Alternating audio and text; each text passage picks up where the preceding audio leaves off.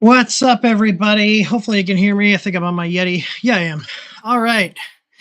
What's everybody up to today? Is my camera... Why are we in 480p? What is this? What is this? Are we on dial-up? Okay, let's see. Today, we got lots of new stuff going on. We got Tor, and we've got our budget knockoff Nero here in chat, aka Mr. Timu. I think that'll stick. I think we're gonna go with that. A little overalls. Should we have an episode where we all have overalls on? Like that could be a thing, right? Oh God. Sarah's like, "Whoa, you shaved." So did Emerson. Both sides. He finally just sent it, didn't he? Just went with the. She took a picture the other night, and she's like, "Hey, look!" And I think I was snuggling the dog, and I look. I'm like, "Oh my God, my bald spot's that bad." Yeah, mine's getting. I see once this on the sides here, like this is creeping back. Once it looks like I basically have the horseshoe, it's gone. I'm just shaving it. Oh, dude, so, I got the George. Like Tor. Mine looks a lot worse on camera. I mean, I think we're gonna see Tor in April. Maybe we should like bring some restraints and just tie him down in the hotel room and shave his head. All right, so. New stuff we have. I have show notes for you guys now. I have actual show notes for you guys. So like we're getting more organized. So if you guys look in the video description, and if you also just go to, or you can just go to our website and click news, there is show notes, and we will going forward, we will have show notes for all of our streams. So you guys can see what we're going to be talking about. It also helps keep us organized. And we will be updating the notes.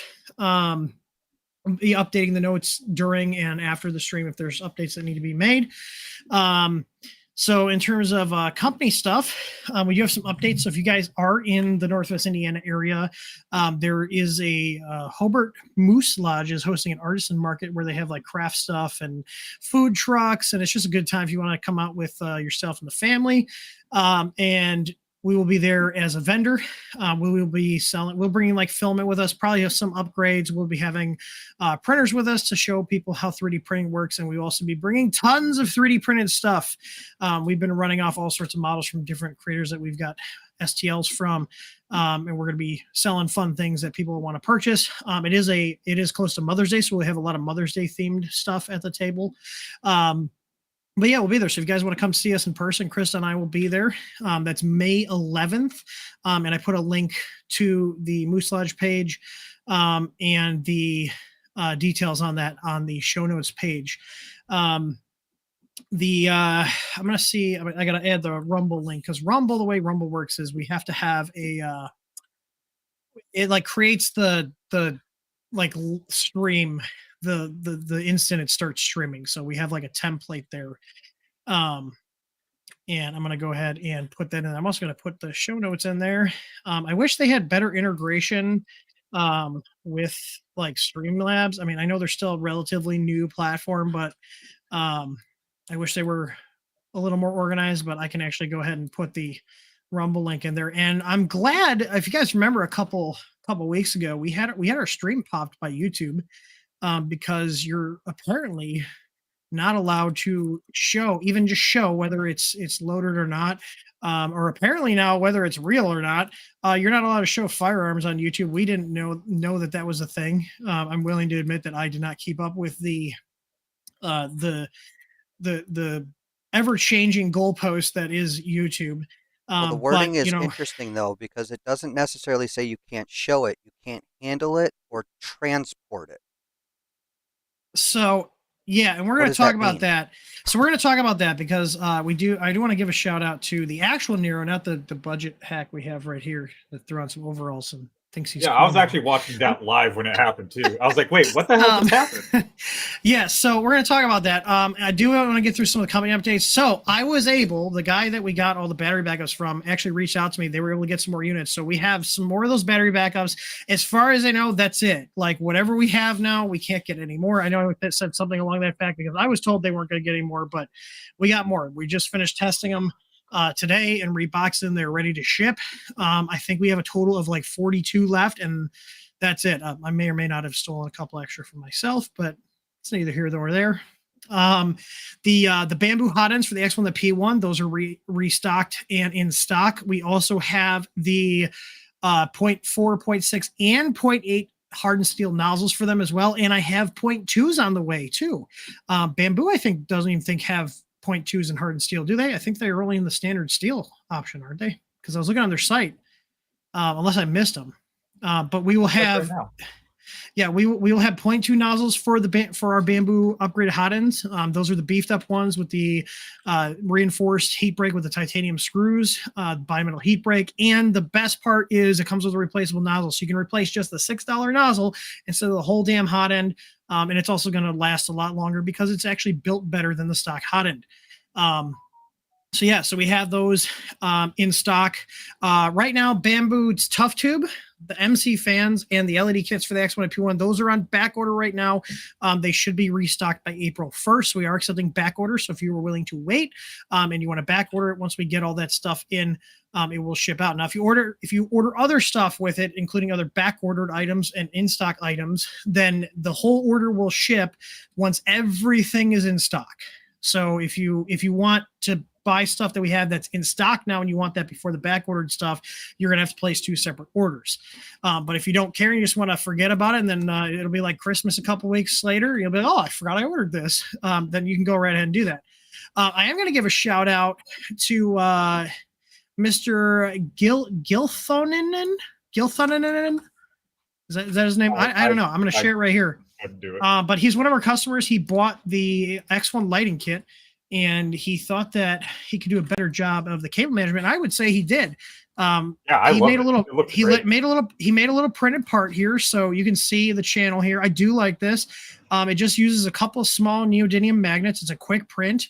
You just put the magnets in the little spots here, and then you lay the cord in there and it sticks it up in there. I really, really like the design. We actually emailed him like, hey, is it cool if we put the link to this on our LED kit page? And he was very excited. We also sent him a $15 store credit as a thank you for making this. So yeah, he even put a link here. So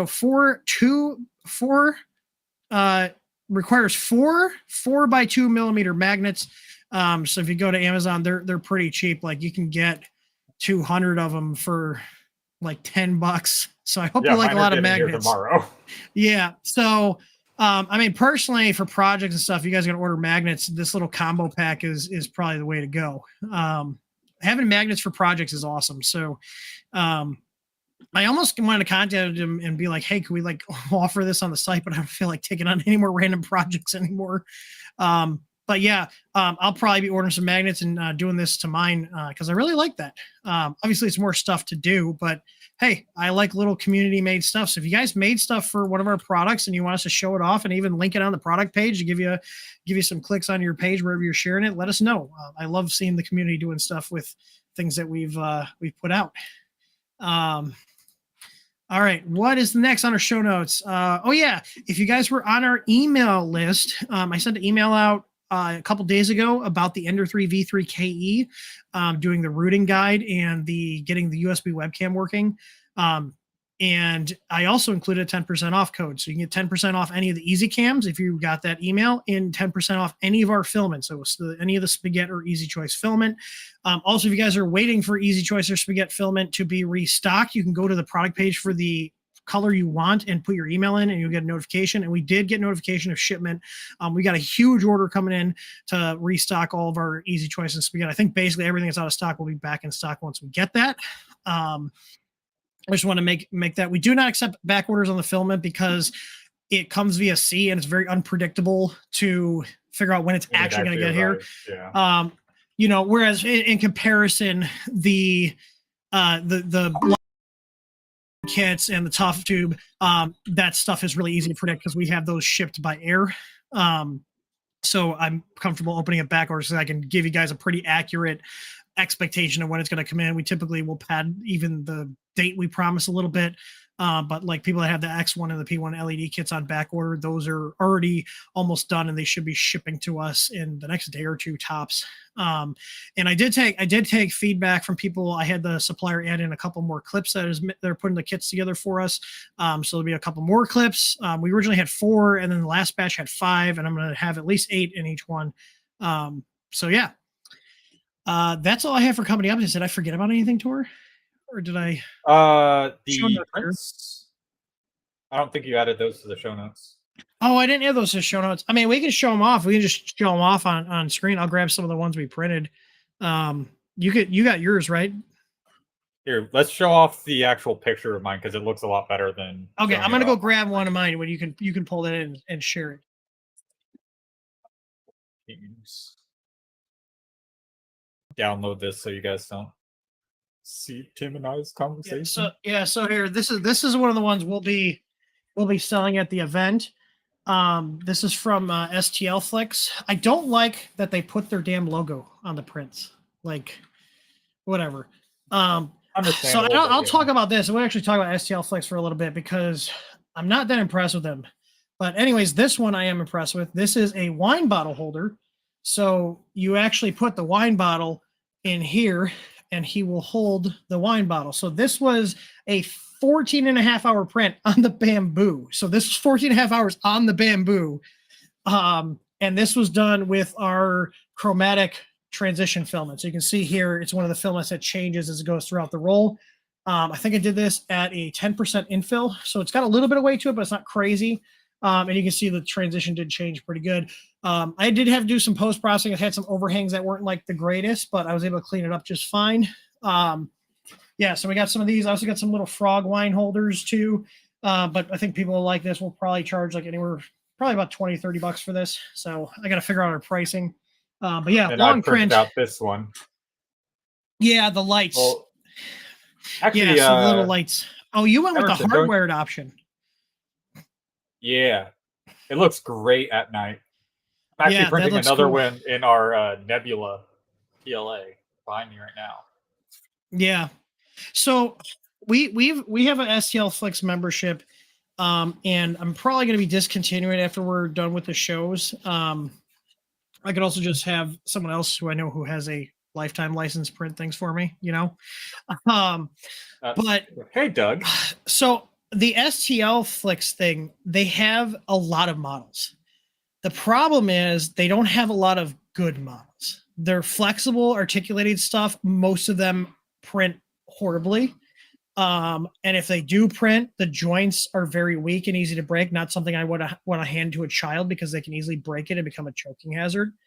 I was thinking about doing a video on it, but like it can basically be summed up as like it's just like wholesale STL files. It's quantity over quality. There's some good ones, but ultimately, like, there's just not a lot of stuff that I can see myself printing for myself, and there's also just not a lot of stuff I can see actually for a resale operation being worth printing.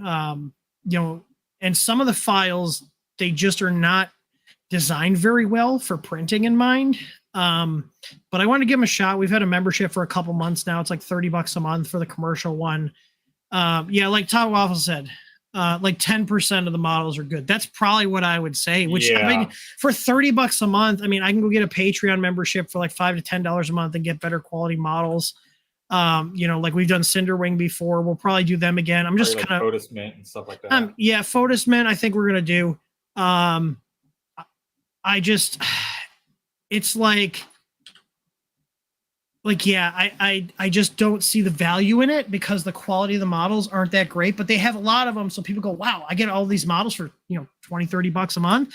And then you go through the models and you're like, there's really not that much stuff here that's actually worth printing. It's copied and pasted with a few edits. Yeah. I mean, like we did their little flask holders, which those are cool, but there's only 2 of them. I would have liked to see more variation on that. That would have been something they could have done more of. So we're going to have like flasks for sale with like a little fill port and a shot glass and then the sleeve with the flask itself.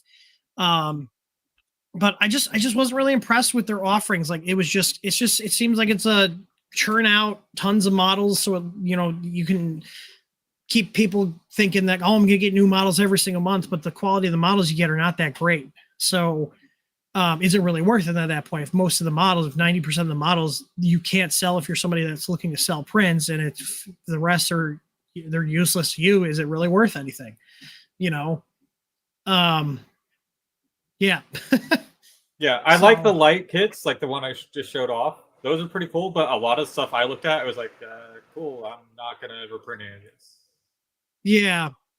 So speaking of models, SaneSmart is getting themselves into some hot water here because they're stealing models from pictures from Polymaker. Like, yeah, and it's great. It's not just the picture. That's actually the Polymaker scientist that Polymaker themselves designed and released. That's Polymaker's picture and their model is what you're saying. So it's not like they just used Polymaker's test model, but they also stole the photo here. I took a screenshot of this in case they changed it. Like, no, actually, that's the one off their printables page. Is it? Like. Hang on. Polymaker printables. Let's see. I put the link in the show notes as well. Directly to the model. Oh, the Polymaker scientist here? Yep. Let's see.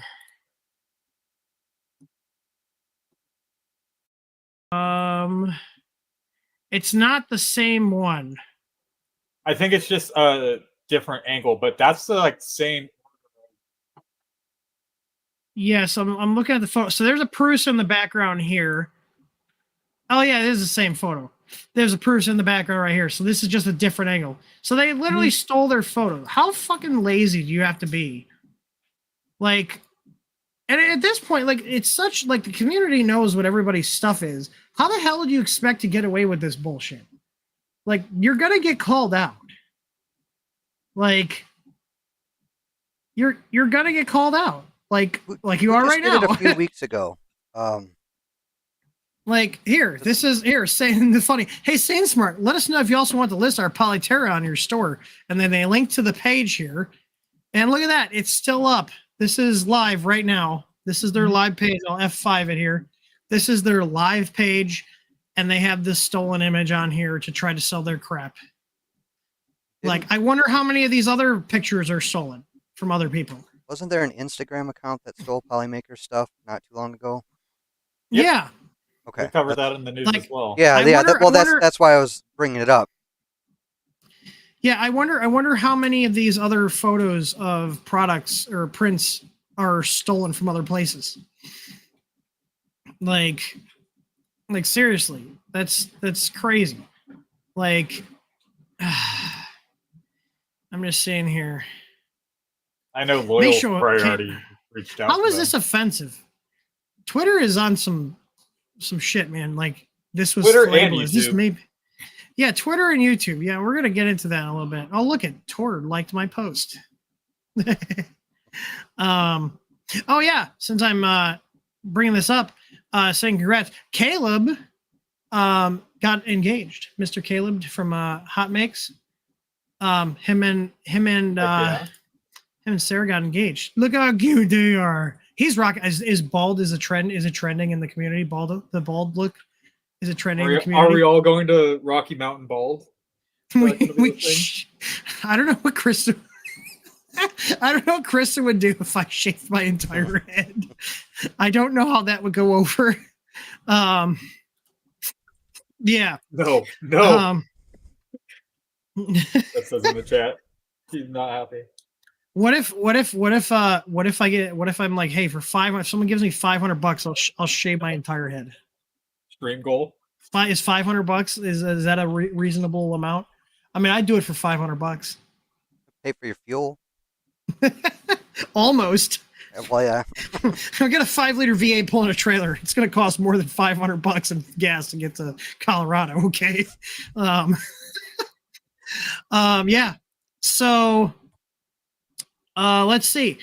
The next thing after China stealing stuff from China is the X1. And if you guys saw my stream, man, my stream really brought out the Bambu fanboys. I can't tell you how many comments were like, well, my Bambu works just fine. Oh, you don't know how to set up your router. You don't know how to do this. It's your network. It's your access point. It's my Bambu doesn't have a problem. Use it in the cloud mode. Use it. It's just because you're using it in LAN mode.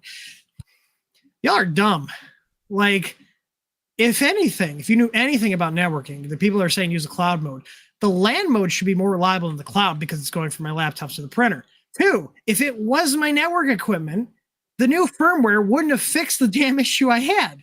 I would still be having it. Like, I literally have been actually sending files over this, and it's worked every single damn time. Unlike on the mine, same access I don't point, have an update. Yeah, and you don't even have people are like, well, it's an issue with the Unify equipment. You don't have Unify equipment, and you have issues too. Hey guys. Every printer can have problems. Just because it's your beloved brand that doesn't care about you doesn't mean that it can't have issues. They all have problems. Like, Jesus Christ, the fucking fanboys. Yeah. It's not like we just call out Bambu. We call out any company that I had so was the K1 or not the K1, the Ender 3 V3 KE that I was having connectivity problems with that was fixed by changing out the screen. Was that also my fault? Or was that also a hardware issue? That could have been a software issue, but there was no software issue there. It was just, I think I just had a bad Wi-Fi chip. But either way, like, there's, you could even see too, I even showed on the stream that the connectivity to the printer was showing good the entire time. It wasn't a connectivity issue, but you got a lot of people that have no idea what they're talking about, but want to try to talk crap online. And you guys just, you look dumb. It's really easy to prove you're wrong. But I will say, since I installed the X1 Plus, my network connection has been great. I'm actually able to send the firmware, or not the firmware, but the sliced G-code files over to the printer every single time. Like, let's try right now. It's also a lot faster than mine. Let's see. I'm gonna try one. Let's watch it break now when I'm trying to show it up. But I'm gonna open Orca Slice right now. And I'm in LAN only mode. The printer still has no internet access. I killed it. I am printing now, but we tried it the other day when I was printing. I was actually able to upload stuff to it while it was printing. So here, let's see. I'm gonna Doug sent me, hang on. Doug sent me a some files that he designed that I was gonna print. So let me slice that up. I was gonna print them on here. Doug's model, they're soap covers, okay? They're for you know what the basic bitches love, the Bed Bath and Beyond, okay? They love the Bed Bath and Beyond soaps, okay? So he said I'm allowed to print these and sell them at local events. So yeah, all right. So I'm gonna drop one in here. Hey Doug, why is your shit not oriented for printing? Oh my god. Him of all people. Okay, so let's see. So I'll print. We're just gonna set this for the PLA. Set a PLA profile, and everything should be good. So I'm gonna slice here. Let's see if it works. Okay. Fusion Y up moment. I have Fusion set to Z up. Okay, because I'm not a heathen. All right, so I'm gonna change this to send. I'm gonna click send. Let's see if it works. Okay. Oh, you guys can't see this window here. Hang on. Let me change. I think I gotta share the actual screen because it's technically another window here. Because I want to see if this will work. So here we go. So I'm ready. I'm gonna hit refresh here. So here's my printer. Let's see if it works. Preparing print job. Oh my god, look at it. Fucking works. Wow. While it's printing. Look at that. Hey, let's just, I'm feeling ballsy right now. Let's just do this. I'm gonna send another one to it. Let's see. Hang on. Matt. Let's print another one. Here's a diamond. Oh wait, no, I kind of like this wave one he designed here. So let's do this one. I'm gonna. Oh, I know what that is. That's from Fifth Element. Oh yeah, I was about to say, you nerd. All right, so PLA. Let's see if it'll do it again. Let's see if it'll do it again. Let's see. Send. Not happy when you slice. Send. Oh my god! Look at it. It worked again. Wow. Yeah, it's totally my shitty network equipment. That's not working. Get the fuck out of here. It was the crappy firmware. Like, even the X1 Plus devs said they have it set up in low power mode. Yeah. Yeah. And I even showed on the live stream before I flashed as to why I was flashing it right now, because I wanted to use the damn printer. I was tired of popping the SD card out, putting it into my computer, copying the files over, coming back. I just wanted my damn network connection to work. Look at that. So anyways, let's talk about this and how we get there. So this is on the 19th. They posted about their firmware plan. And if you guys are not, so they're saying here it's not offered or supported. So, and I will side with Bambu on the it's not supported. I don't expect anybody to support somebody else's code on their device. However, the thing I do have here a problem with is you will forfeit your warranty support. So I don't know if this is just the tech support. If that's just the tech support, that's fine. But I have seen where they're saying your like hardware and stuff. So I will still be, if I have a failure with the printer that is covered under the warranty, I will go back to the stock firmware, see if the issue persists. And if it does, I will be contacting them to get a replacement part if it's a hardware failure. I will not, however, bug them for help with the firmware that they didn't put out. And then here, they're trying to fearmonger you. Your safety and security is the top priority. They're trying to scare people. As far as I know, like, everything works great so far. So this is, I did this on the stream. They got the third-party firmware plan guide. You have to accept it multiple times. I accept. And again, I accept. And again, I accept. They're trying to scare you in. So now I don't have the printer's already rooted. I've removed it from my account. It's in complete standalone mode. But you would select the printer, hit I acknowledge, and you have to hit I accept again. They really want you to know that you could be open to security risks by removing their crap, and that you don't get any support. And then you would select your printer and you could hit join, and it would allow you to download it. Then you go to the Bambu Handy app, you reboot the printer, open in the Handy app, you downgrade the firmware, then you can do the root. I showed the whole process on the stream. But it's live. So if you guys want to try it out, it's been working great for me. I've been using it for a couple days now. Everything's worked as intended. I haven't even had to run a recalibration at all. I've just been running it. Didn't have to recalibrate the printer. Everything's just working. So, and it's working better than stock. Like the Wi-Fi works great. Like, you saw me just send file over. It used to hang all the time. How many times were we on calls tour and I'm swearing at the damn Bambu because I'm trying to send a file? Or me swearing at it because I can't send shit over. Yeah. Like, 1 sec, I got to get up and go power cycle this thing. Yeah. Things my Octoprint and Clipper machines don't have issues with. All right. let's jump into this one, the spicy printer. Want to talk about the spicy printer, Tor? You've got more invested into this than I do. Want to share? I didn't buy a cutie. No, I mean you've been following it more closely than I have. You bought a heater? I was actually going to buy one as well for my Mercury. I don't need it. I don't need it.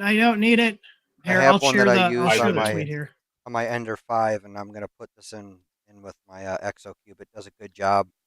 I mean, sorry, I guess I'm smart enough to not touch something that's fucking 90 degrees Celsius, but yeah, that was Bandit. Common sense. You gotta remember how dumb the average person is. Okay, we are dealing with the general public here. No. And a Brit. Yeah. So as far as I know, this is how all PTC heaters work, isn't it? The fins are energized, and the little guys in between here. Oh, you can't see my cursor, can you? Oh, there it is. The little guys in between here are what actually get hot. Okay, so you have to energize these fins to get it to go through to these resistive elements.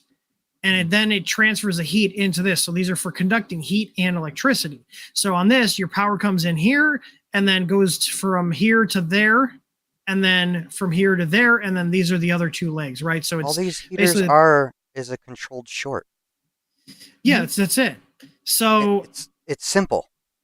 So I was watching the video. What was Mandic Labs? What was the Mandic Labs? Yeah, so he was showing me the video, and it looks dangerous out of here.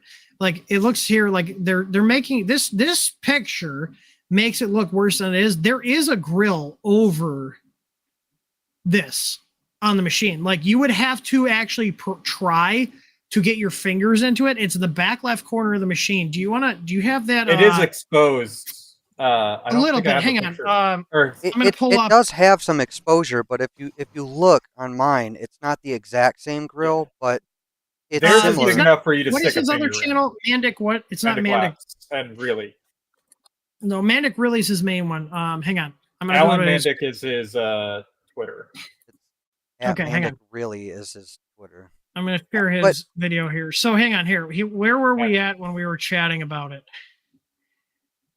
I remember him talking about it. No, this isn't printing. Even if the slot is big enough to put your finger in, why the fuck would you put your finger in? People are dumb. It's also a heater. It's a fucking heater. Come on. People are dumb. Stoves get hot too. Should we not sell those anymore because those get hot and you could touch them and possibly burn yourself? Holy shit. People. Oh, here we go. Okay.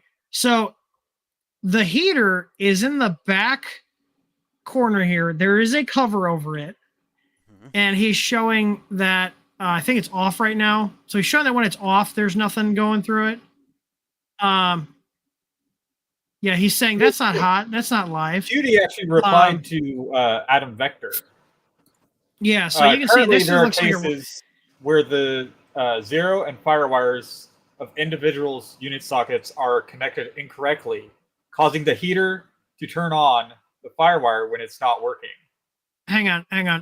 Here, I'll pull this up here. So this is from Vector 3D. So here you go.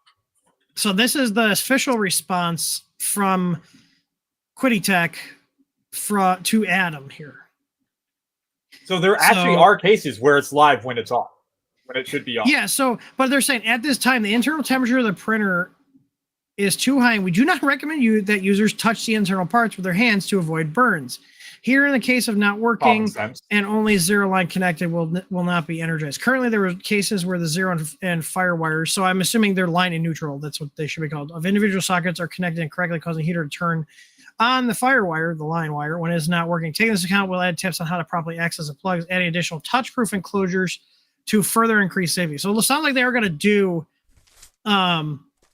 some additional safety, but they also say that they're CE and FCC certified. I don't think CE is if they're CE certified, then they probably would have taken this into account too. CE, well, they probably got version of it. So there's two CE logos, and China knocked this off, and there's a whole other thing we can get into about this. So there's, and actually, I'll probably the actual one. Yeah, so they literally use it. Hang on. Yeah, spreads trains. That's pretty much what it seems like. So this is what China did, and this is the kind of crap that China likes to do. So Probably here, also eats the silica gels identifying a conformity European mark versus China export. So the CE certification one looks like this, and they show how it should be spaced. And then China decided to do China export. Tell me that wasn't intentional to make it look like devices were certified when they're not. Oh, 100%. This is some China stealing intellectual property and misleading people type shit, isn't it? Like, have you guys, was anybody aware of this? So like when they say it's CE certified, are they talking about this, the CE mark, which is like basically kind of like an underwriter's laboratory type thing? Like, and China's just putting this on here. Like, this is the exact same thing. They just moved them closer. Just delete a space. Like, yeah, here, the CE mark also has ID number. The China export mark, there's no registration, testing, or auditing required in order to use it. Just checking my photons. Just slap it on anything. CE. Yeah, do I have anything that's got... It's got the CE on it, but it's got the correct CE. My camera's box has the correct CE. And here's the thing: FCC, as far as I know, I don't think the FCC manages safety. It's more like electrical interference type things and regulatory type stuff. Yeah, no. think FCC is like radio waves, telecommunications, stuff like that. They have nothing to do with safety. Yeah. So, but again, here, the China export mark and the conformity European. I'm probably saying that wrong, but I really don't care. But yeah, like, you can't tell me China didn't do this intentionally to try to make it look like it's certified. They do shady shit. Like it's just at a glance looking at it. Oh, it's certified. Like, no, it's a Chinese export. Yep, not a certification. Unregulated use. Deceptive practices. Some manufacturers or exporters may use the CE mark to falsely imply European compliance, potentially putting consumers at risk. It's not recognized in the EU. The markings have no legal standing. China doing China shit. That's what this is. China doing China shit. So here's the thing with the heaters. I can understand if the lines were flipped. That's bad. That's bad quality control. They did acknowledge that they're working to resolve it. I am more on the side of, after seeing it on the stream, it's buried in the back. You shouldn't be fucking with it anyways. Like, make the grill a little bit harder to get into and put a warning sticker on it, and I'd be fine with that. They're releasing a file. I think this was kind of overblown here. Yeah. Yeah, so like, but if a lot of those reviewers, they're all in Europe, and they actually did have the live. No. Here's the thing. Here's the thing with Europe. On the U.S., we have line and neutral for the 110. You can touch a neutral all day. You can lick it. You can stick it in your rear, and nothing will happen. Okay, but if you touch the live, you're going to get the zippy zap. Now in Europe, they're running on 220/240, where both of the lines coming in are hot, and if you touch either of them, you're getting the zippy zap. So depends on where you're at, right? So you can see here, this is on our show notes, which are linked in the bottom. All this stuff is in our show notes. We have show notes now. Look at us, we're sounding all professional and everything. So this guy, 229, he's probably overseas. And I wonder if Quiditech realizes this, that there's going to be different results regardless of how it's wired versus somebody in the US or Canada, where we have the 110, 120 system versus Europe. You know what I mean? Yeah. Like, Kellen says in EU, only one is live as well. I thought both of them are supposed to be live. Yeah, it's 2 lives, and then the bottom one is neutral, isn't it? Is it? Do you guys have? I don't know how they're hang on, let's look up how because he's saying in the EU only one is live. Let me see. EU power grid transformers. Oh, they're just like ours. The large pin is for the live wire. The small pin is for the neutral wire. Okay, but they only have okay. So I'm thinking of us in the US. So in the US, if you have a 220, 240 outlet, you touch either of those legs, you're getting shocked. Yeah. I'm trying to see. I don't have a plug handy, otherwise I'd. Yeah, DIY perspective Today I might learned just something. have one that was wired incorrectly. Let me see. I'm looking up like their wiring, like their transformers and stuff, how they're wired. I'm thinking of two-phase. Okay, yeah. So because we technically all right. Well, that's theirs good is to no know. different than ours. It's just instead higher of voltage. 120, it's 240. That's it. Okay, well that's good to know. So in that case, then yeah, the miswiring would be a problem then. I mean, at least in the U.S., if you touch the Zippy Zap here, you're getting half the voltage. Well, filament on fire. It's in still, the U.S. still it's actually hurts, considered a split phase. Yeah, because hang on. So U.S. Our power's fucked up compared to everybody else in the world. I mean, it's well, in our measurements. We do everything different. We do everything in America is done our own way. So basically, I'm trying to see. Hang on. So basically, like, hang on. I'm fine in the U.S., which is why I was getting confused here. I'm pulling up an image right now. So in the U.S., these are the transformers on our systems here. So these are the two lines, the high voltage lines coming off like the feeds from the power company. You have the transformer here, and then our transformers are tapped like this. We have a center tap. So if you go across the neutral to the line 1, you get 120. You go from the neutral to line 2, you get 120. You go across the two lines, you get 240. Now the neutral is tied to ground. Okay. So this is how our electrical system is. So this is why I was thinking in Europe, I was seeing 240. I was like, oh, so shit, they got the two lines. But apparently that's not the case. They do technically have a neutral then. Okay. Yeah, just today I learned. Some of their reviewers got miswired units then. Yeah, so then their units were miswired then. That's bad. But yeah, this is how our stuff is in the US. Honestly, I wish we had 240 because you could run thinner. Like we have to have for our 20 amp circuits here on the 120, we have to have 12 gauge wire. If you're doing like in terms of wattage, like 240 is more efficient because you can actually use thinner wire because the amperage is lower. Still can get the same amount of watts, but on less thick wire because the amperage is lower. That's why there was this video I was watching talking about electric kettles and how in the US electric kettles suck compared to overseas because we have way lower wattage because we're on 110 or 120. I should say 120. It's technically 120, but it depends on where you're at. You can have 110, but I digress. Basically, how like electric appliances suck more in the US that need heat because we can only pull like 1500 watts, I think is the limit, 1500 or somewhere around there, because of the circuit restrictions. Whereas over in places that use 240, you can get like 2800 watts out of an electric kettle and it'll boil your water real quick. Well, yeah, just the same as the Bambus. Their beds are rated 110 to 20.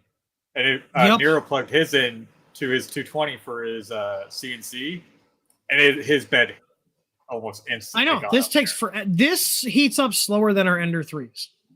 This bed heats up slower than our Ender 3s. It's rough.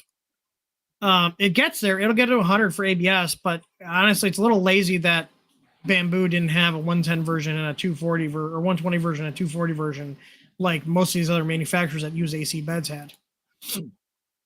I get why they did it for simplification of the SKUs and stuff, but it's still a pain. So, yeah. All right.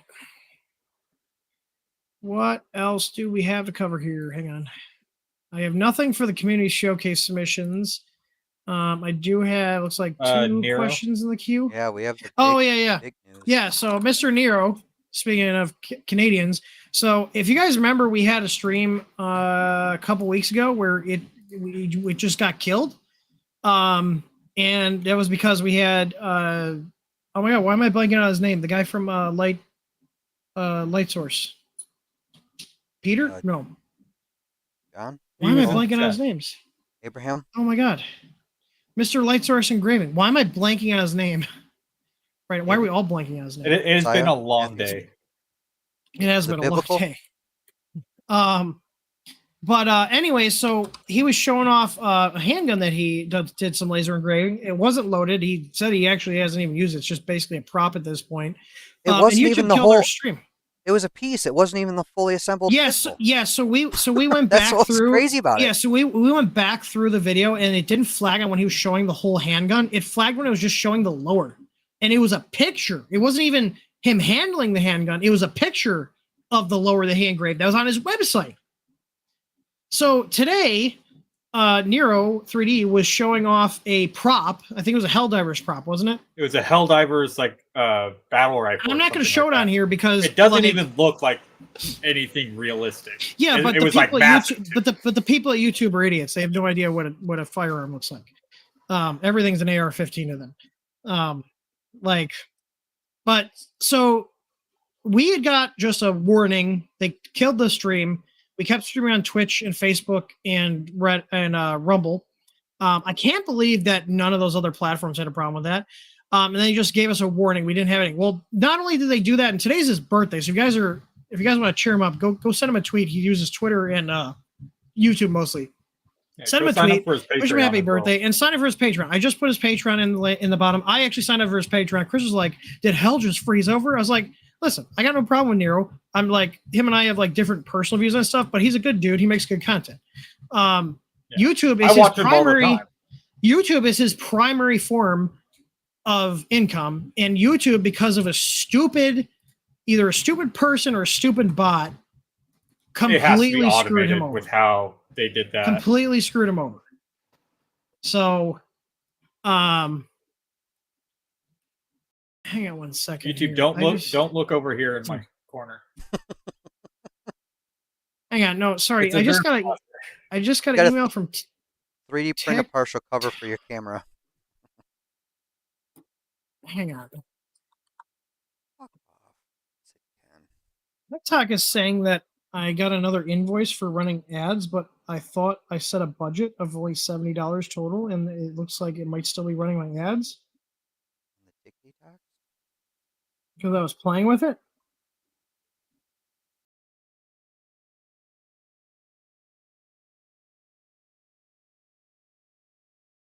Yeah, I was watching Nero this morning. I walked away to go check a print in the other room. All of a sudden, it just cut off. I thought, I was like, did my headphones die? What's going on? I come back and see the exact same error that we got when we went down. He showed just a prop, and this is what we were talking about. Like, this is why these rules are, like, honestly really shitty for people trying to make content. Is like, what are they going to constitute as a firearm? If I have an airsoft gun and I say it's an airsoft gun, is AI going to say, okay, he said it's an airsoft gun, because obviously it can listen to what we're saying, and then it's fine. But if it's just looking at the picture, like, you know what I'm saying? Like, where is the line? If it's all being done by some AI shit, it's going to get it wrong a lot of the time.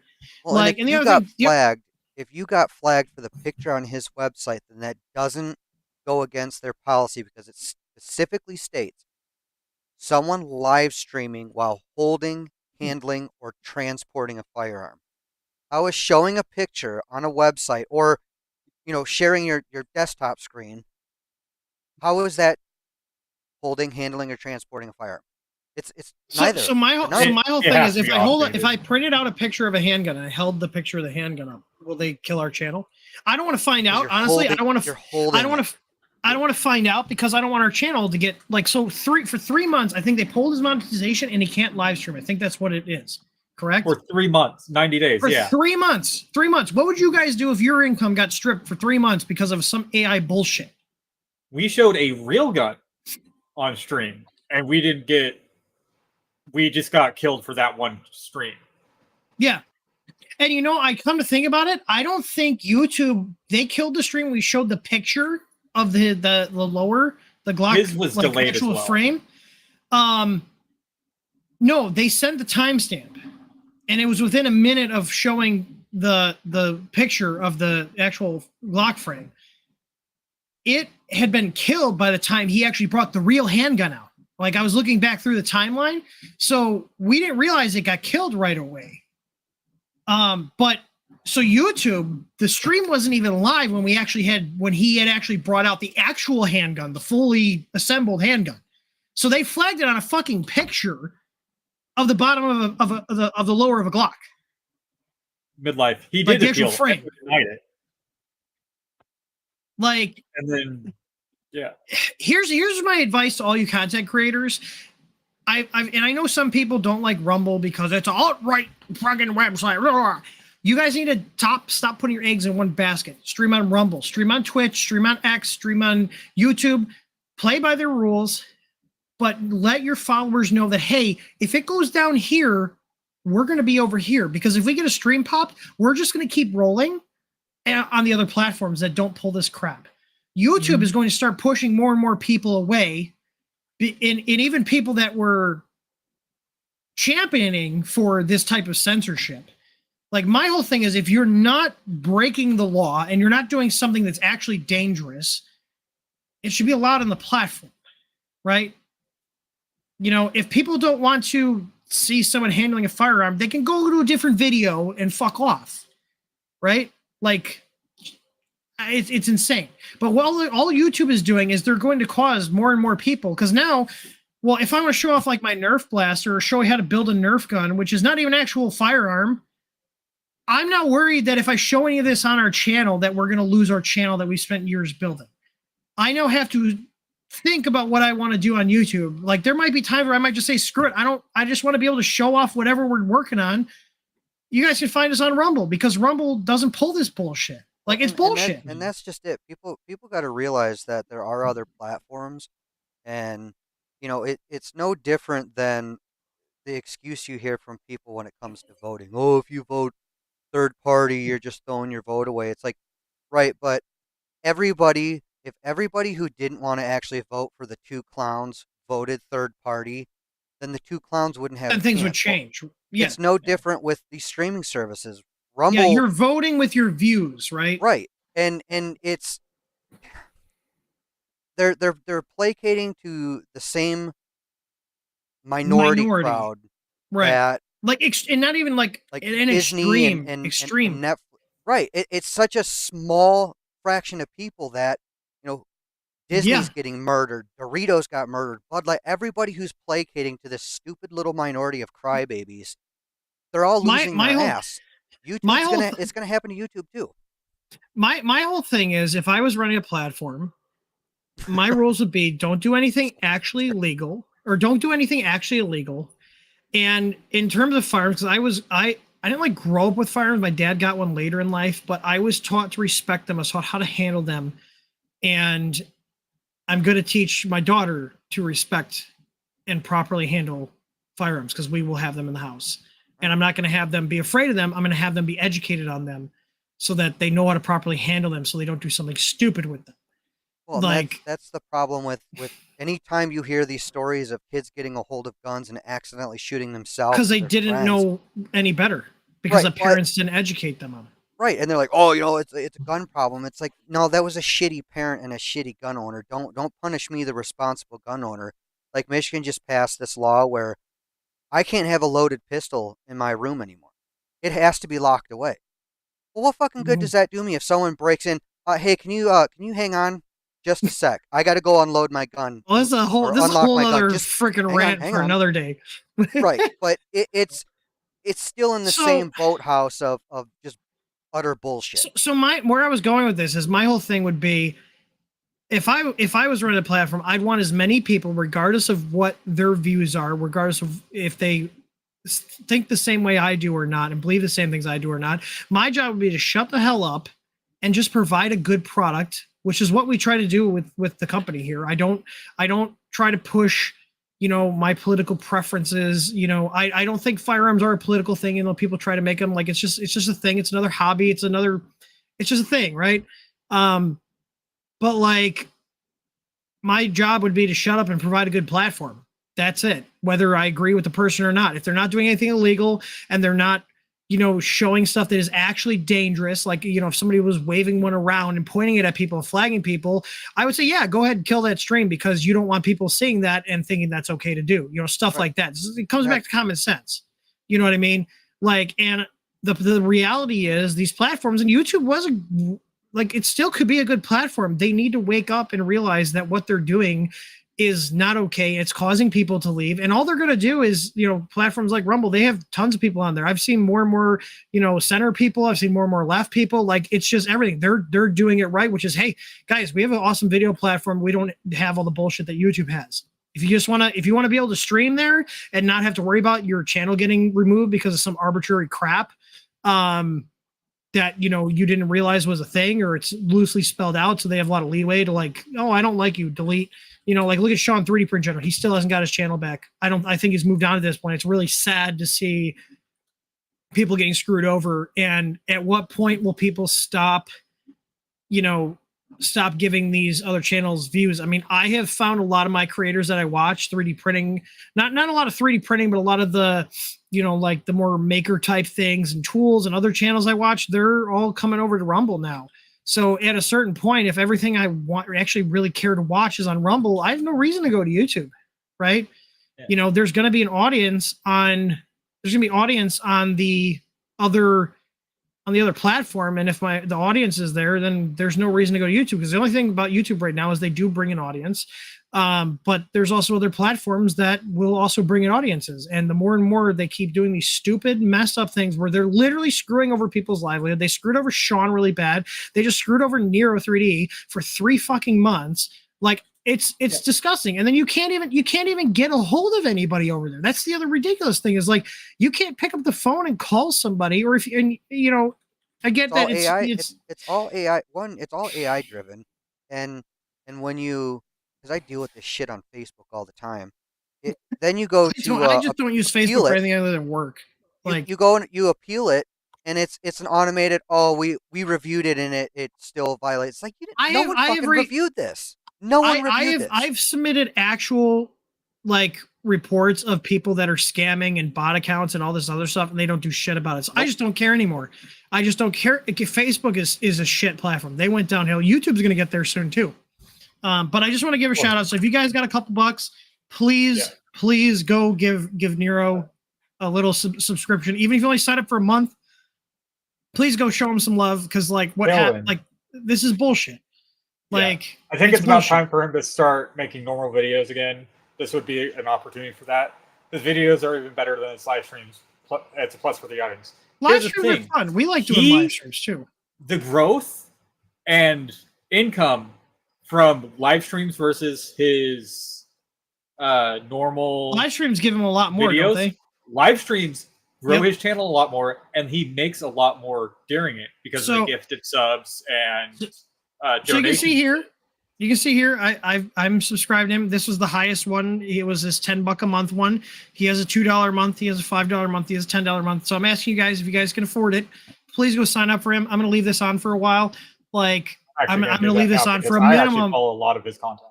I'm going to leave this on for a minimum of 3 months while YouTube's screwing him over, if not more. Honestly, if there was a way, I couldn't find a way to just, like, send him money, because I'm just going to send him like $100 or something.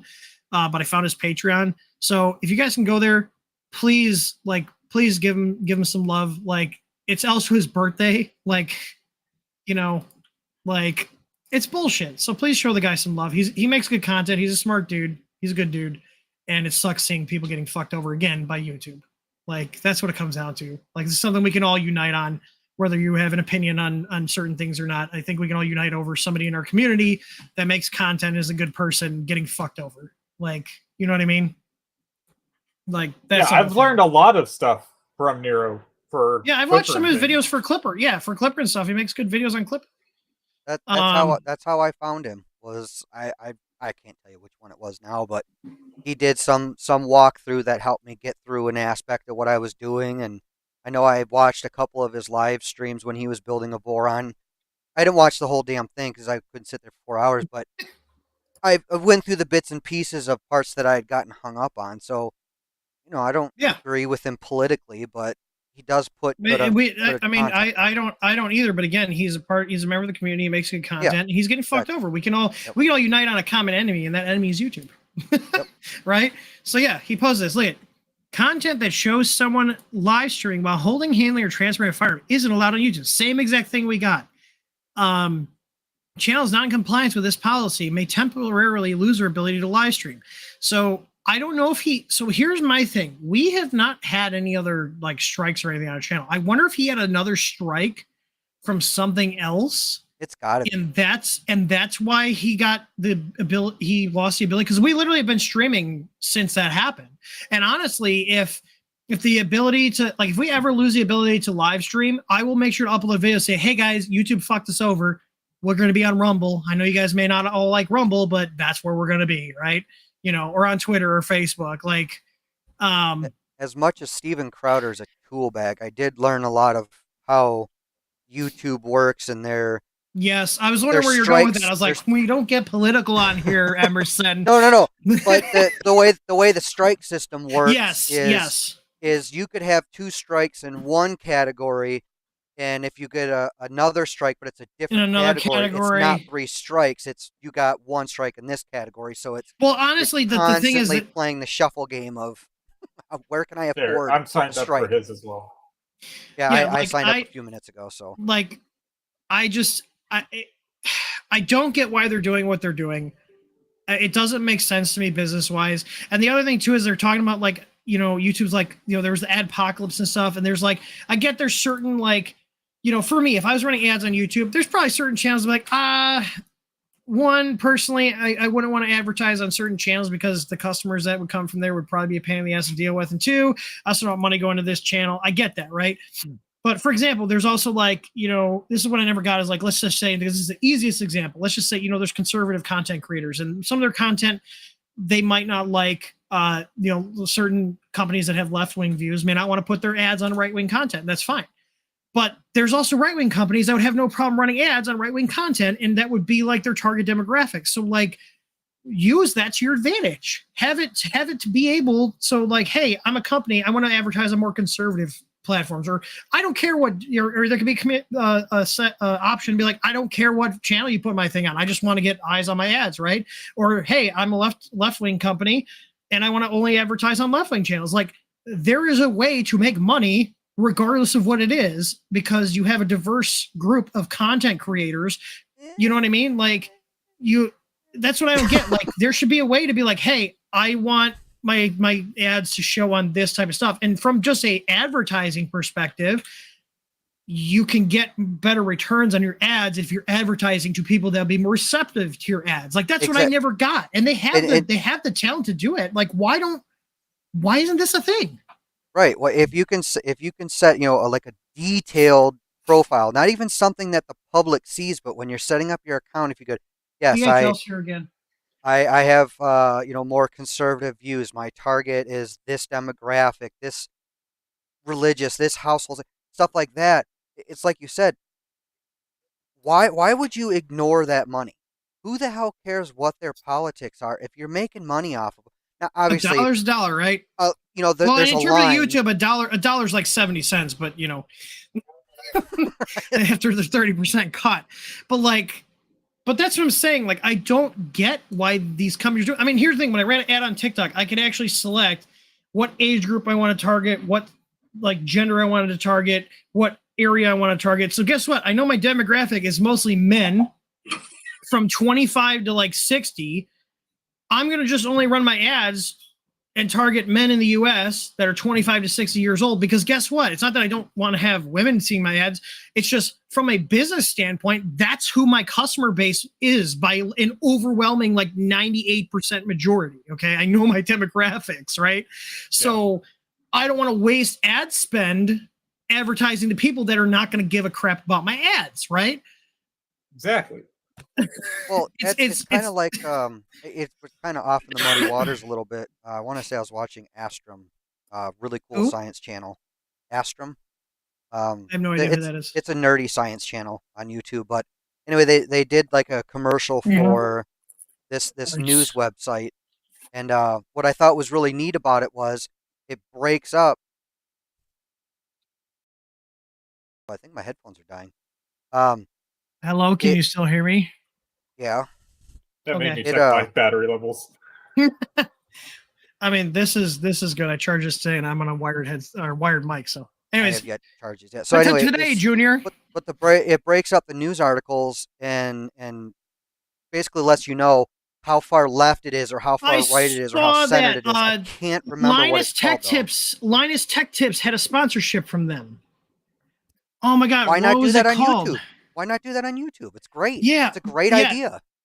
It is a great idea, and like I said, just from a business standpoint, like let's say I'm a company that makes I make Joe Biden memorabilia or whatever. I want to target people on the left. If I make Trump memorabilia, I want to target people on the right, right? Like, why would I want to advertise a product for people that would hate the product, right? If you have a dildo emporium. I can't believe you just showed that. We're going to get flagged now. Ground news, yes, ground news. Okay.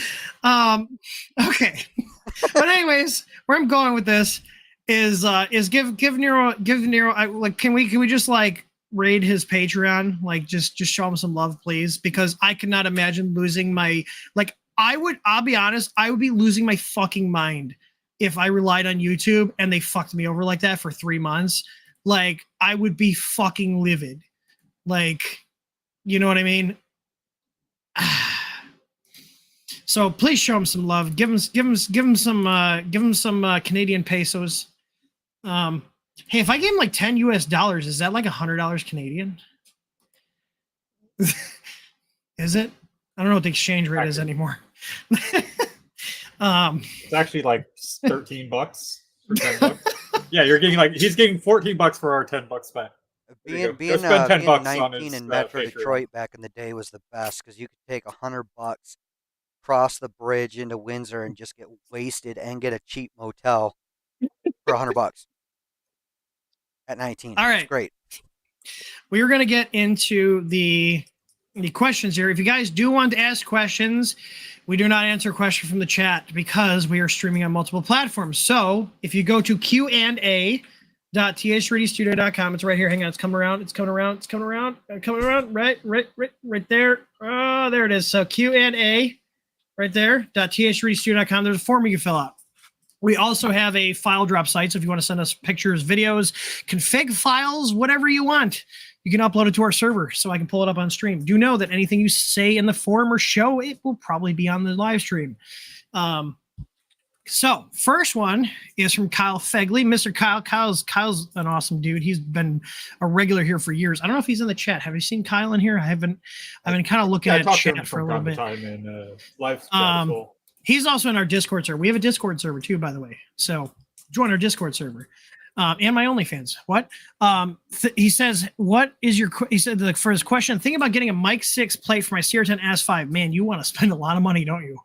Yeah. I was wondering, do you think a 1/4 inch will be thick enough? Should I go to a 1/2 inch? 1/4 inch. What now? I think a Mic 6 plate for a CR10 S5. Okay. So if they can guarantee the flatness on it, especially when it's heated, I'd say there he is. I'd probably go 1/4 inch. It's gonna be a lot cheaper. But the other thing too is, let's say, I'm assuming it's gonna be a minimum of $200 minimum, because Mic 6 plates are expensive. Think of how much that weighs and how those. Well, it's an S5. You're not. He's gonna be slinging that bed around, and it's I know. I would say if they can guarantee the flatness, I would probably go with 1/4 inch. Get a Mic 6 24x24 from MasterCard for $230. You would need a 20x20. Because 508, yeah, it's like 20 inches, right? Or should I go 1/2 inch? If they can guarantee the flatness, I would go with 1/4 inch. If they can't, 20 inch, or it's not much more to go 1/2 inch, I would probably go 1/2 inch or maybe even 3/8. Yeah, so he said he's got the factory bed. He's already got the Kinobo AC bed. He's got EasyBoard V1.2. He's got a bunch of other upgrades on here too. That's what I'm playing with this weekend. Yeah, I know it's gonna be expensive. I would probably I'd probably go for the 1/4 inch. 1/2 inch will take longer to heat up. Love my Knovo. 3/8 would be kind of a good in between, if that makes sense. I don't know if they have 3/8 though. I can't remember what I did on my ExoCube. I can't remember if that's 1/4 inch or 3/8. Also, if you do get it, drill some holes in the back end, the backside and the backsides and the back end, and get some tap them and put some washers in there, and you can have indexing for your plate. So you could just slide it on and flap it down. Yeah. So the next one comes from Tim Folgers. He's got an Ender 3 Max. He said he flashed our Unify on it after get tuned for having a zero touch of Sprite. It reboots after it completes the first layer of multiple test prints, and he's got a link. He put it on Reddit here. So here's the thing, without even I'm pulling this up right now. On some printers, if your printer trips a thermal runaway condition, it will just reset sometimes. It won't actually show the message. I don't know why it happens. But I have seen it happen. Hang on one second here. What is going on? Oh, so let's see here. So he said he slowed it down so it hits the same cutoff point. You know what? I'm wondering, did he say it was a first layer? Yeah. If it's just after your first layer, your I am willing to bet. Let's look at the it's probably the fan. It's probably tripping thermal runaway. So let's look at this. Oh, look at it's jumping around. Do you see the temperature? It's at 219, 220 is going to overshoot. It's overshooting. I am willing to bet once the layer fan kicks on. Let's see. Does he actually show it happening? I would try running a PID tune. I'm willing to bet that it's probably a temp issue. So the fan's off. Let's see. Does it show it happening? Oh, look at it. As soon as the fan kicks on, yeah, it resets. It looks like a thermal runaway. I would also, because I had a very similar issue, check your wires, check your ribbon. Oh, that's another thing too. All it takes is one little movement, and that snapped wire is now becoming disconnected. So here's the thing. I'm looking at it again. It happens instant as soon as the fan comes on. Right. I am willing to bet it's either a thermal runaway. I don't know if it is because of how quick it happens. No. I'm willing to bet there's something wrong wiring wise. Because I'm willing to bet when the fan kicks on, it's sending power where it shouldn't be. So it could either be a problem with the ribbon cable. It could be a problem with the breakout board. Just another reason I don't like ribbon cables and breakout boards because it makes troubleshooting a lot more difficult. JD, those use the same thermistor types. So I would try turning without even running a print. I would try home the printer, heat the hot end, and turn the fan on and see if it resets when you turn the fan on with everything heated. So basically recreate the same situation without printing and see if it happens. Because usually if it's a thermal runaway, we'll see it not instantaneous. Like this, literally, watch how quick it happens. The fan turns on, the board reboots instantly. Normally what will happen is if it is a thermal runaway, because 1 or 2 degrees off usually doesn't trip thermal runaway. I'm willing to bet it's probably an issue with wiring, or you could also have got a faulty extruder as well. I don't think that this is a thermal runaway condition because one, the temps aren't that far off. Or I don't know if you remember. God, this was years ago now. I was fighting an Ender 3, and it ended up being the damn power supply, the cheap knockoff power supply, because that's all it took was one little bit of draw to throw that thing out. But I mean, you could test it. Yeah, I wouldn't discount it. I would say it's more. I would say this is probably a wiring issue. This would actually be fairly easy to test. This is actually fairly easy to test. You could also disconnect the fan and turn the fan and then rerun your quick little printer and see if it resets with the fan wire disconnected. I'm willing to bet that it's probably going to be some sort of weird wiring issue where there's a problem with the hot end or he has something wired correctly. And I don't have pictures of the board, so I can't say what the wiring is. It's not gonna be a firmware issue. If it was a firmware issue, tons of people would be having problems. And this is why Reddit is useless. they're saying I would wager it's firmware related. I ended up having this one problem, had portable print quality, so nothing related to what this guy's having, and it was firmware retraction. Like these are all useless. Like this Our is firmware not doesn't getting have firmware retraction. we don't have firmware retraction, but welcome to Reddit, where everybody thinks they know what they're talking about. Well, they read the headline and then that's it. Yeah. Oh, all the time. Okay, so we got a question here from Rawmaster92. He says, "What are the big advantages of the Bambu hot end that you offer over the stock hot end?" One, the big thing is changeable nozzles. You can just change the nozzles off, and I have a demo unit right here, and they're the same for the P1 series and the X1 series. The difference is hang on, I'm getting my other camera online here. The difference is the thermistor and heater. Come on, let's try this again. Are we gonna? Can we? Oh my God! Why are you freaking out? Hang on. Fancy nozzles like these. Yeah. Ooh. Is that one of the damn it, it's a CHT style, yes. Yep. It's got the 3 holes drilled in it. Yep. No, they're not drilled. It's an insert. They get around the patent that way. It's a copper slug. Okay. With holes in it. Here, we're fancy. I actually brought a second camera here. Or have you used it yet?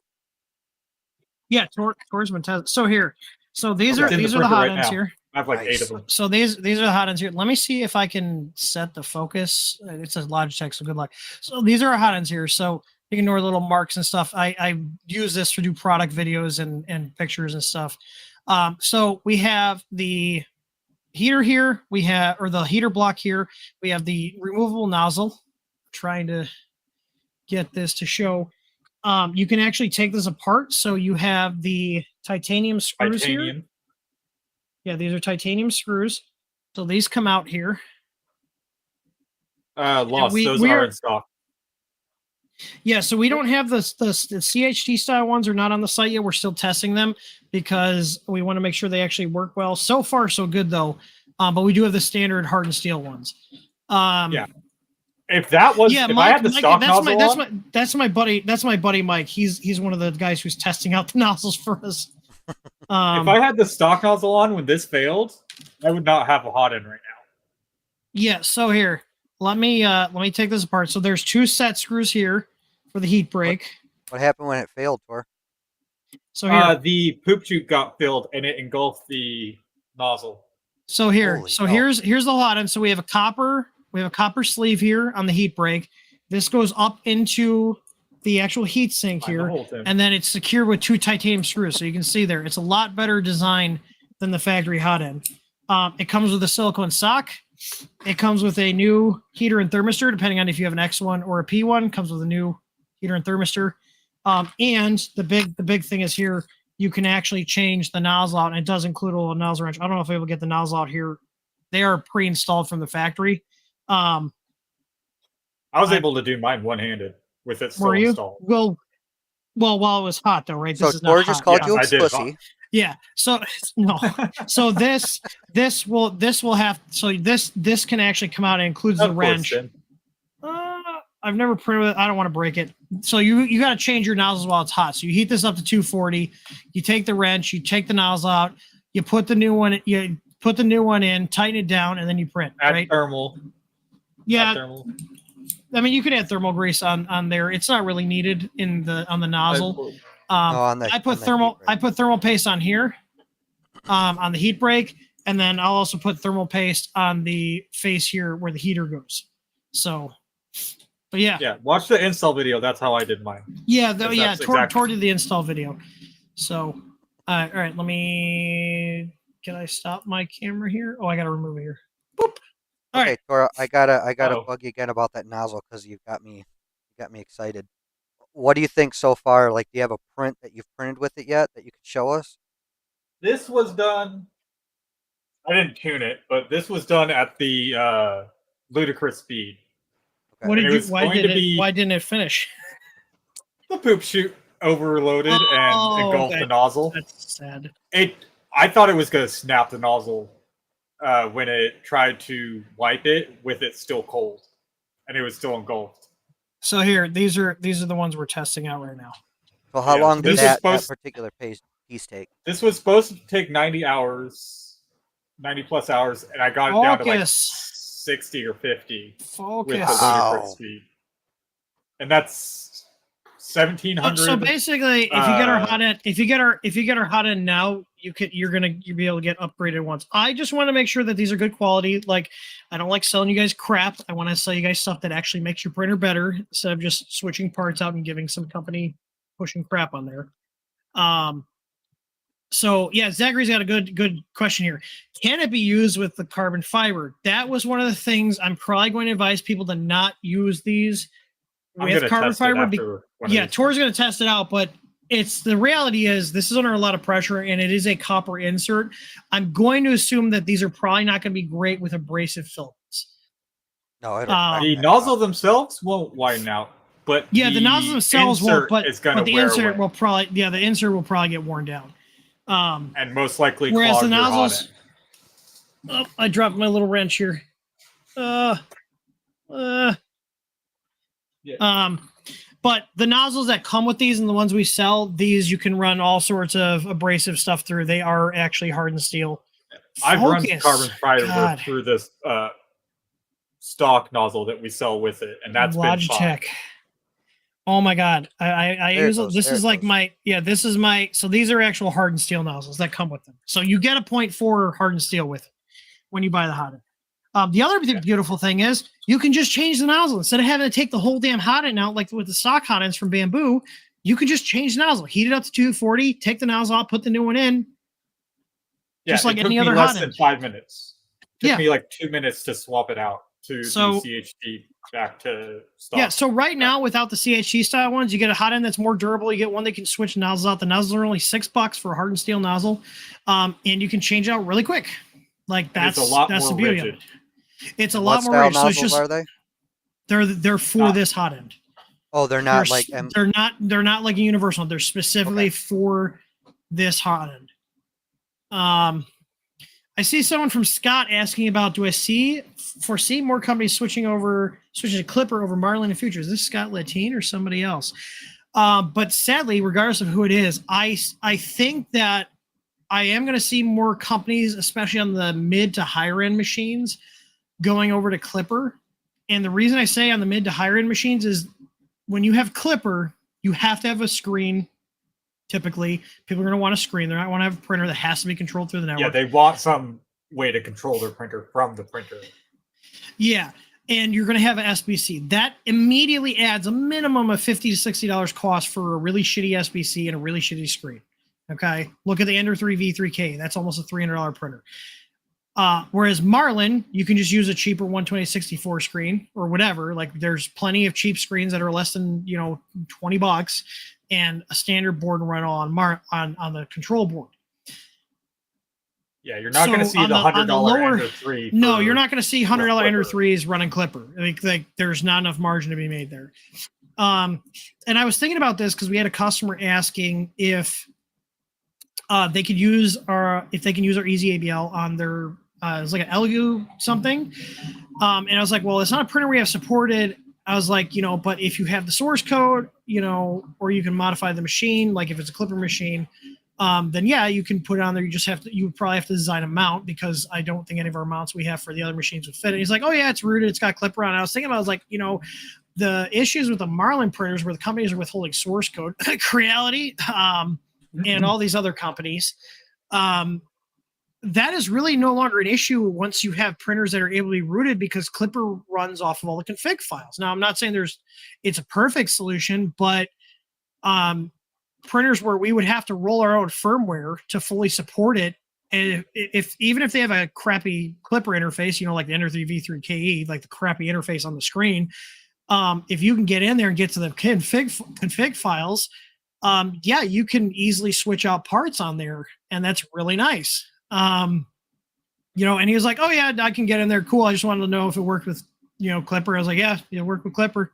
Just need a way to throw it on the printer. And here's our documentation for Clipper. The Easy ABLs work great with them. Clipper machine. All running easy ABLs. So cool. We actually got 2 more questions here. One from Mr. Kaz. He said, I'm in the market for a multicolor printer. Is there anything in the works that might be a better option than Bambu Labs? If I hold off for a couple months, the Prusa XL is a little bit on my price range. Yeah, I wouldn't get XL. I've not heard good stuff with it. No, it looks cool. But yeah, I've not heard good stuff with it. I would say if you're not in a hurry, wait and see how that frozen Arco shakes out, because you're not going to have the lockdown crap like this thing is. I will not be buying more Bambu printers. We will only be buying, if you see me buying more Bambu printers, it's literally just to test out stuff so we can make accessories for it. For what you pay for these, I'm not a huge fan of it. But it does print, hence why it's doing bitch work right now. It's printing trinkets for the shows. Along with my printers in my office. It was printing handles for a while. So the thing is, I wait to see how the frozen Arco shakes out, because that is a clipper-based machine. It's also bigger than this. It's also cheaper than this with their AMS setup. I'm just going to call it AMS setup because everybody knows what that means. I would wait and see how the frozen Arco shakes out. It looks very promising. It's also actually open source. You can modify it. You can change it. I will be buying one once they're out of the Kickstarter phase. I do not do Kickstarters. I've been burned too many times by Kickstarter shit. I will not be doing Kickstarters. I've heard there are open source based AMS. The multi-head thing, and there's also other like AMS style things that are open source coming out. Yeah, we're gonna see more multi-material. Yeah, the frozen Arco. Enraged Rabbit Carrot Feeder. I forgot. I think it was Cyborg. They just started a kit for that for like $180 for That's like cool. An 8 material clipper base. So here's the thing though with the multi-material stuff. It is relatively easy to get the hardware down. It is very hard to get software down that people are able to easily set up and use. That's where the magic happens. Yeah, tuning is going to be. That's the problem. So Bambu has shown that when you focus on a couple of printer models, they can make printers that work fairly well, right? Like I've had my issues with this, but now that I've modified it, the issues I had went away. The AMS has worked great. You know, I haven't. Really I still have plenty of issues with mine. I know you have plenty of issues. But in general, I'm generalizing here. In general, Bambu has been successful and popular because they have taken the time to polish and tune not only the hardware side but the software side. And we'll love them or hate them, you can't deny that they have taken the time to polish up the printers. They wouldn't be as popular if they weren't so nicely polished when it comes to the hardware and the software. Okay, I'm just being honest here. I'm not a fan of them, but I will give them credit where credit is due. And they did make printers that are easy to get started with. They are pretty well tuned. You know, so yeah. Again here, Stephen Poole on Twitch, he got yelled at by the bot for using foul language. He said he's got the ERCF X9. It's a bitch to tune, so I just use the 2 AMS I have. That's the problem. And that has been the problem with every multi-material system in existence up until the AMS, is the hardware was done, but the software sucked. Look at the Corelli CRX. It took me a while to tune that because their stock profile sucked. It's like, also I had the closest I got was like 5-year-old versions of Cura too, so it's a pain in the ass.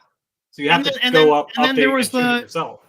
Then there was the Palette 2S, which out of all the multi-material add-on things, it did work really well, but it was also a pain in the ass to get set up. Like the reality is, if you guys want a good user experience with multi-material, you're going to want to buy a machine that was designed to do it, and the company took time to tune it. And I think the frozen Arco looks pretty promising. So that's what I would be purchasing if I needed multi-material. Now I'll tell you right now, I've only used multi-material in a very basic thing aside from doing some test prints, and basically like a 1 or 2 like layer change stuff that I could have done on a manual swap on other printers because I don't want to waste stuff. You know, I don't want to waste filament. Yeah. Just burning up all your plastic. 3-color. Yeah. Yeah, just burning up all your random rolls. Yeah. This was great, except it had its own issues and nearly killed the printer.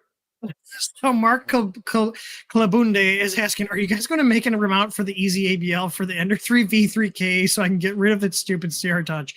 Is it that bad? I mean, I guess the CR Touches have not been great in general, so I shouldn't be that surprised.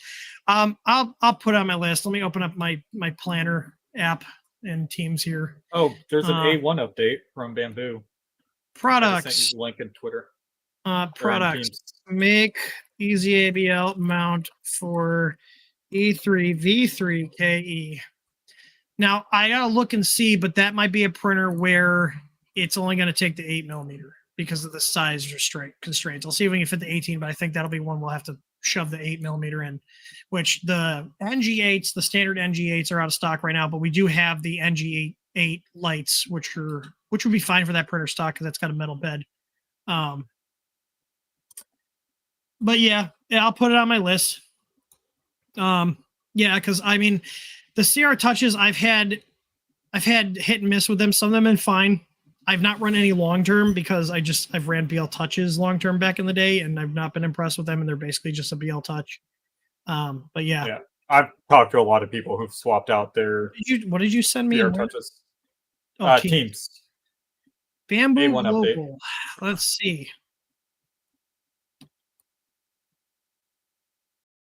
All right. Let's see here. So we would like to let our customers know that new and improved A1 heat beds under production will be shipped by air towards our global warehouse by the end of the month, according to schedule. Once it arrives, we'll contact every A1 owner who opened a ticket and choose to replace the heat bed individually and to arrange a shipping. Guidance on how to perform the replacement has been completed to help assist with this process. We greatly appreciate your patience and prompt replies to our ticket inquiries so we can send you the item and voucher in the shortest time possible. The A1 will also be available to purchase again from our Bambu store in April. For now, we don't have an exact date when this will happen, but we are working around the clock to bring it back. They're also working on the firmware update for it to further bring bug fixes and improvements. Interesting. I saw this on the inside. What is this? It's like a weld that got discolored. Wait, is that on the bottom? Is that it? Look. I thought it was a foot pad, but yeah, I don't know. Like there's like bolts and stuff missing. All right. Well, anyways, that's good to see that they're finally getting back to it. That's one of the reasons when I had the issue with the accelerometer throwing errors, I didn't even bother contacting because everybody said everything's fucking backlogged there. So yeah. Oh, Tom Taylor said the BL Touches interference issues. Color me shocked. Running like some people don't like on because our AZABL, you have like the separate cable running, but there's a benefit of that is that our cable's fully shielded and it's not run with everything else. So yeah. Yes, not even though this is our old wire, our new wires. Oh yeah, Tor touch wires. Here, I'm making you big, Tor. There you go. Yeah. Focus. So yeah, move it up a little bit. Move it up. There you go. Focus. You fuck. Or no, CR Touch. This is a current CR Touch wiring. The black is our old V3 sensor. Really old. And then the white is our newer sensors. Yeah. That's our NG, yeah. There is a huge difference. Yeah, Tor's got like the Museum of TH3D sensors. I think you probably have older sensors floating around than I do at this point because I've kind of I just got rid of the old I'm pretty sure I still have my original sensor. I mean, I have definitely thrown out old working sensors because the thing is like... Or before I even worked. The thing is like when we are doing videos and stuff, I want our printers to have relatively recent devices. What? Oh, were you going to print something, Matt? Yeah. I was like, I saw there. I was like, why is the printer on? Yeah, finish the shrubs. Oh, okay. Yeah, so I try to have like relatively recent stuff. Like I want to bring printers out to like the shows and stuff that have the newest stuff on it. Because like people go like, oh, well, that was that. I was like, oh, that's our old one, but we got a new one. Like it's just best to have the newer stuff on there. So yeah, here's our latest and greatest. What we want. Yeah, here's our latest and greatest. But our entire print farm is actually still running the old Pro sensors because they refuse to die. So we're gonna run them till they die. But we're not making videos showing off these printers. These printers they're mopeds, okay? But Let's see. Last question of the day is going to be from Kyle, and he says, question for Tor. Can I use the NG8 Easy AVL on a Voron Trident build with a stealth burner? Yes, you can, actually. Is that the one you made the mount for? I don't remember who made the mount for it, but you can actually hide it in the stock location. So this is a question for Tor. We're going to make Tor big. Ready? Whoop! Big Tor. Is it just me, or is his water in his tank looking a little low there? It's looking low and a little murky. Yeah, a little low. It's murky because there's a layer of plants on top. So it's going through a green filter, essentially. Okay.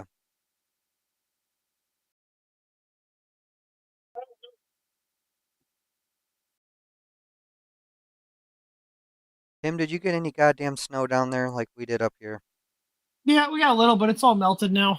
Oh, I got 5 inches on the ground. I'm tired of it. Here is my Mercury 1 running our Easy Board and our NG8.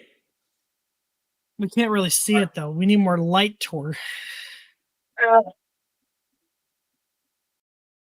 Oh, shit, you're running a stealth burner. Yeah, that's a stealth burner. Where's the probe? This is running our 8mm probe. Hey, Emerson, did you ever just throw one of our probes on the printer that you can never get leveled? Stop fighting with all the other solutions. It's actually in the stock probe location in the back, and it can fit within the same wiring constraints. There was one here. It was when I was driving to Colorado. You were talking about how one I was like, just stop screwing around with, like, I think you were messing with like the clack or the clicky or the something. Oh, like, yeah, You still fighting with it, or did you cave and just throw the probe out there? No, I put God damn it, the tap. Tippy tap. Yep, I put the tap on there and it cleared up my issue. There you go. I know you're fighting with all sorts of different. I was like, you have a kit. Just throw it on there and be done with it. And that's what it would. I mean, hell, I've got 3 Ender 3s with piles of your parts sitting on them that all need maintenance and shit switched over. I've got a Solval that's got your board on there. I've been remodeling that goddamn bathroom. I've seen the work. That's looking really good. Thank you. I appreciate it. You taking it apart? Do you have your second camera you can pop in? I do not. You can pull your phone up. I'm going to send you the link on Teams. Yeah.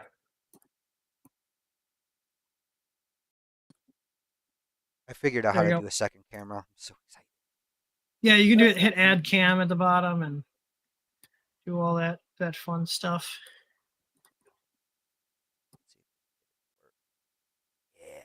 Look at that, Mr. Fancy Pants. I'm using my GoPro since I don't really use it for anything else anymore. You're so lame. Yeah. Oh. Because my body won't let me ride my dirt bike, so. All right. Yep, there we go. All right. Boomer angle. Boomer angle. All right. I'm going to mute that one there, Tor. And just pull in the video. You gotta switch the camera around. You got the boomer like chin up angle going on. There we go. There it is. Can you change it to? Oh, there it goes. Oh, that's cool. Yeah. Right there is our 8mm NV. Yeah, it's a little hiding back there. Very cool. Actually, I like that. It's so cute. I like that better than the what the hell is the normal hot end? Oh, it dropped. EVA or EVG or whatever. Oh, you closed it. Okay. Yeah, you can hide the 8mm NG in there. I forgot who sent me the link for that, but I'll probably remake one and post it on my things or something, or printables. I am running out of steam. Good thing it's at the end of the stream. Yeah, I have my food right here. Yeah, well, I'm gonna wrap this up. Yeah. Emerson, you need to go finish building your poop room. Yeah, I gotta go drive 45 minutes to Home Depot to get a different vanity. Yeah, because I sent you the wrong one. Yes. So it's what is the Ron Swanson quip where he's in Lowe's and the guy comes up to him and he just looks at him, he's like, I know more than you. Go away. Go away. Basically. All right. Well, that's about it. I hope you guys enjoyed the show. Yeah. So if you guys want to check out our show notes of everything we talked about, it's in the link in the video description below. So anyways, we do these every 5 p.m. Central Time on Fridays, unless something comes up or whatever. We also will be going to Rocky Mountain Rep Fest. So if you guys are going to be there, we will be there. Tor will actually be there. We told Tor you're coming this year. He's like ducked out on every event, and we're finally like, no. 7 years now. Yeah, 7 years. Took 7 years to get his ass to an event. So, all right. I will talk to you guys later. I appreciate everybody stopping by. Nero. Patreon. Yes, go give Nero Patreon. Oh, wait, hang on. Let me get his Patreon birthday. again. Go give him some love. Yeah, it's his birthday. Yeah, man, screw YouTube. Yeah, I hate YouTube. Happy birthday, fuck you. Right. Yeah, right. Here, I'm gonna post it again. Go give him some love. Go give Nero some love. Come on, let's go do something nice. Go give him some love. By love, I mean give him some Canadian pesos, okay? And we will see you guys on the next stream. Thank you guys for watching, and as always, happy printing. Happy printing. Bye bye.